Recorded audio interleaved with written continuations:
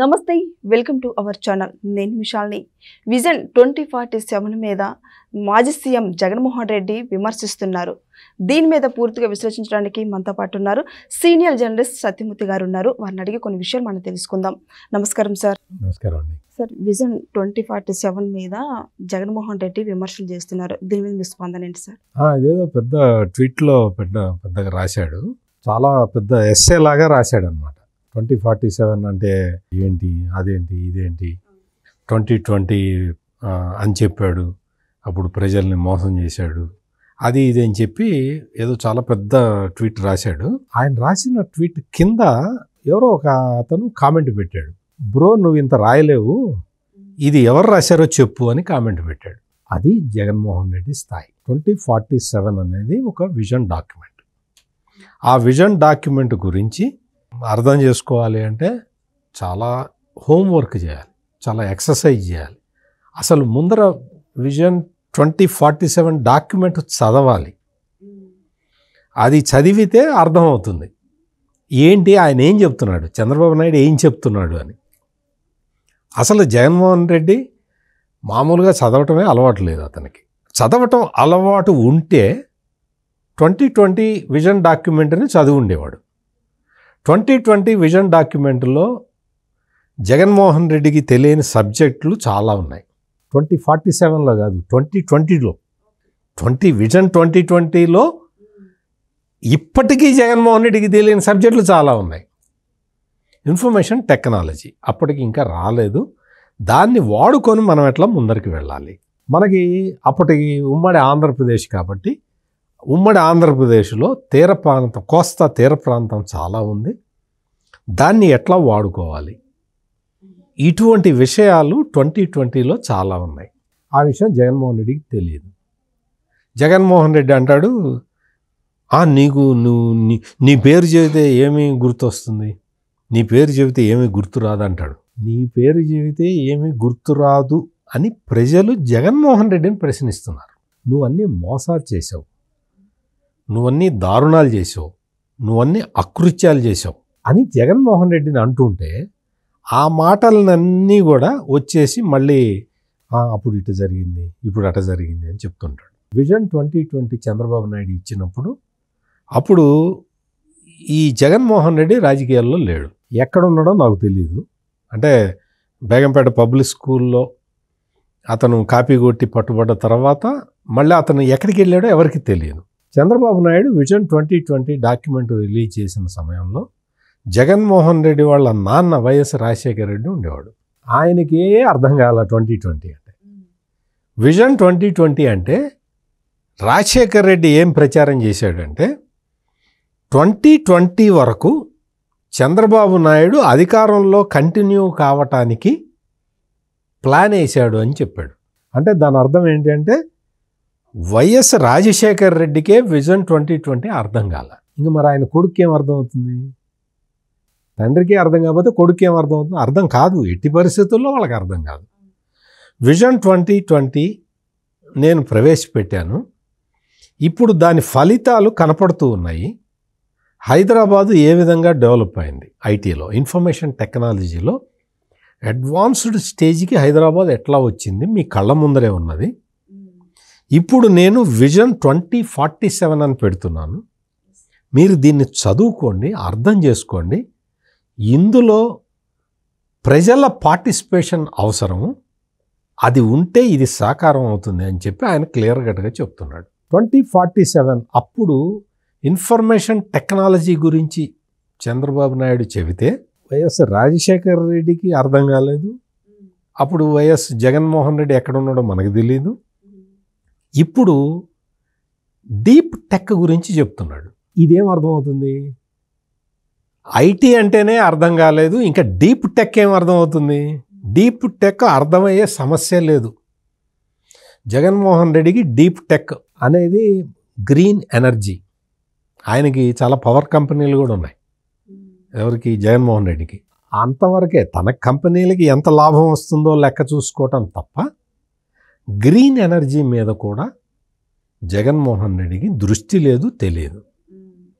జగన్మోహన్ రెడ్డికి green energy మీద ఎంతవరకు దృష్టి ఉంది అంటే ఏదో ఒక కంపెనీతోటి మాట్లాడుకోవటం, ఆ సోలార్ పవర్ని ఎక్కువ ధర పెట్టి కొనటం, అందులో 1750 కోట్ల రూపాయల లంచం తీసుకోవటం. ఇంతవరకే తెలుసు సోలార్ ఎనర్జీ గురించి. ఇంకా గ్రీన్ ఎనర్జీ గురించి ఇంకా రకరకాల టెర్మినాలజీ ఉంది. నీకు జగన్మోహన్ రెడ్డి టైంలో ఆక్వా రంగం మొత్తం అదంతా కూడా పడుకోబెట్టాడు, చేతగాక తెలియక. ఇట్లా ఒక్క రంగం కాదు, అగ్రికల్చర్ రంగాన్ని సర్వనాశనం చేశాడు. నీకు రైతు భరోసా కేంద్రాలు అని పెట్టాను. రైతు భరోసా కేంద్రాలతోటి అసలు రైతుల జీవితాల్లో మార్పు వస్తుంది అన్నాడు. రైతుల జీవితాల్లో డ్రిప్ ఇరిగేషన్ పెడితే మార్పు వస్తుందా, నువ్వు రైతు భరోసా కేంద్రాలు పెడితే మార్పు వస్తుందా తెలుసా జగన్మోహన్ రెడ్డి? నువ్వు నీ కడప జిల్లాలో నీవు రాయలసీమకి సంబంధించిన ప్రజాప్రతినిధివి కదా. రాయలసీమ మొత్తం డిపెండ్ అయి ఉన్నది డ్రిప్ ఇరిగేషన్ మీద కదా. నువ్వు ఆ డ్రిప్ ఇరిగేషన్నే ఆపేసిన ముఖ్యమంత్రివి కదా. నీకు అసలు నీకు ఒక నైతిక అర్హత ఉంటుందా అంటే ఇక్కడ మనం అర్థం చేసుకోవాల్సింది ఏంటంటే, చంద్రబాబు నాయుడు విజన్ 2020 దాన్ని తీసుకొచ్చే నాటికి అనంతపురం జిల్లా ఎడారిగా మారబోతున్నది అని కొన్ని సిగ్నల్స్ ఉన్నాయి. ఎడారిగా మన భూభాగంలో ఒక జిల్లా ఎడారిగా మారబోతున్నది. కంటిన్యూస్గా ఒక 10-15 సంవత్సరాలు డ్రౌట్ ఉంది, కరువు ఉన్నది, ఎడారిగా మారబోతున్నది అని తెలిసిన తర్వాత ఏ ప్రజానాయకుడైనా ఎడారిగా మారబోతున్న ఆ ప్రాంతాన్ని ఎలా సేవ్ చేయాలని ఆలోచిస్తాడు. అట్లా ఆలోచించి చంద్రబాబు నాయుడు ఇజ్రాయెల్ టెక్నాలజీని తీసుకొచ్చి drip irrigation, sprinkler irrigation, air guns, water guns, ఇటువంటి కొత్త టెక్నాలజీలు తీసుకొచ్చాడు. ఇటువంటి టెక్నాలజీ తీసుకొచ్చి అనంతపురం జిల్లా ఎడారి కాకుండా ఆపాడు. అప్పుడు భగవాన్ సత్యసాయిబాబా ఉండేవాడు, పుట్టపర్తి సత్యసాయిబాబా. ఆయన దగ్గరికి వెళ్ళి మాట్లాడి, అయ్యా నీ దగ్గర చాలా డబ్బులు ఉన్నాయి, భక్తులు ఇచ్చినవి, నువ్వున్న ప్రాంతం అంతా కూడా ఎడారిగా మారబోతున్నది, తాగునీళ్ళు ఇద్దాము, నువ్వు డబ్బులు ఇవ్వు అంటే, ఆయన తనకి బాగా ప్రేమ ఉన్న వాళ్ళని బంగారు అని పిలుస్తాడు. ఆయన అన్నాడు, బంగారు నేను డబ్బులు ఇవ్వడానికి సిద్ధంగా ఉన్నాను, ఆ డబ్బులన్నీ నేనేం చేసుకుంటాను, కానీ మరి ఆ స్కీమ్ ఇంప్లిమెంట్ చేసిన తర్వాత వాటి నిర్వహణ ప్రభుత్వం తీసుకుంటుందని గ్యారంటీ ఇస్తావా అని అడిగాడు.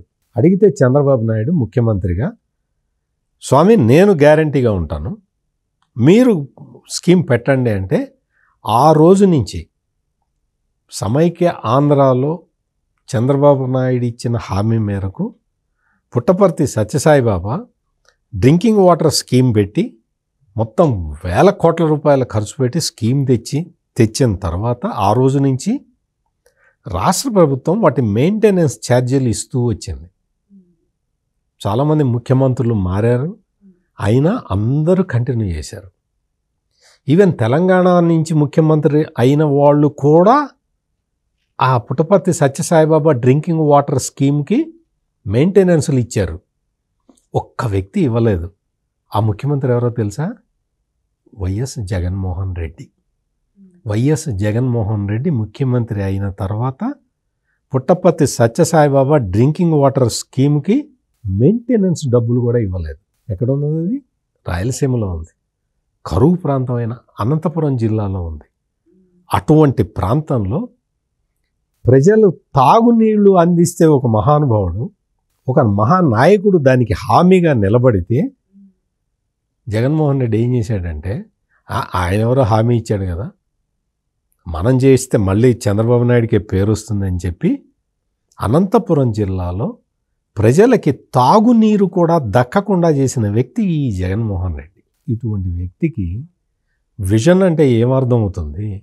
2047కి ఈ ఆంధ్రప్రదేశ్ ఏ విధంగా ఉండాలి అన్న ఒక దార్శనికతతోటి చెప్పిన విషయాలు ఎట్లా అర్థమవుతాయి?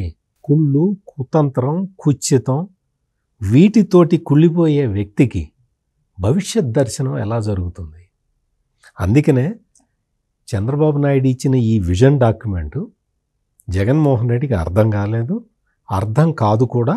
మనం జగన్మోహన్ రెడ్డి గురించి మాట్లాడుకోవటం, ఈ విజన్ డాక్యుమెంట్కి జగన్మోహన్ రెడ్డి కామెంట్లు మనం చూడటం వేస్ట్. ఎందుకంటే విజన్ డాక్యుమెంట్ అర్థం కాదు అతనికి తెలిసిందల్లా ఏదన్నా ఒక స్కీమ్ పెట్టడం, దోచుకోవటం, అంతవరకే తెలుసు తప్ప ప్రజల గురించి ఆలోచించే తీరిక జగన్మోహన్ రెడ్డికి లేదు. ఎందుకు అంటే ఆయన సిమెంట్ కంపెనీల నుంచి ఎంత ఆదాయం వస్తుందో రోజుకి లెక్కేసుకోవాలి, బైరైటీస్ నుంచి ఎంత ఆదాయం వస్తుందో లెక్కేసుకోవాలి, సున్నపు గనుల నుంచి ఎంత ఆదాయం వస్తుందో లెక్కేసుకోవాలి, ఈ విద్యుత్ కంపెనీల నుంచి ఇక్కడ మొత్తం ఈ లంచంగా తీసుకున్న డబ్బులన్నీ ఎక్కడ దాచిపెట్టాలో అన్నీ చూసుకుంటూ ఉండాలి. జగన్మోహన్ రెడ్డి ఆ పనులలో బిజీగా ఉంటాడు. విజన్ 2047 డాక్యుమెంట్ అతనికి చదివేంత తీరిక లేదు, అర్థం చేసుకునేంత జ్ఞానం లేదు. Thank you sir. నమస్కారం.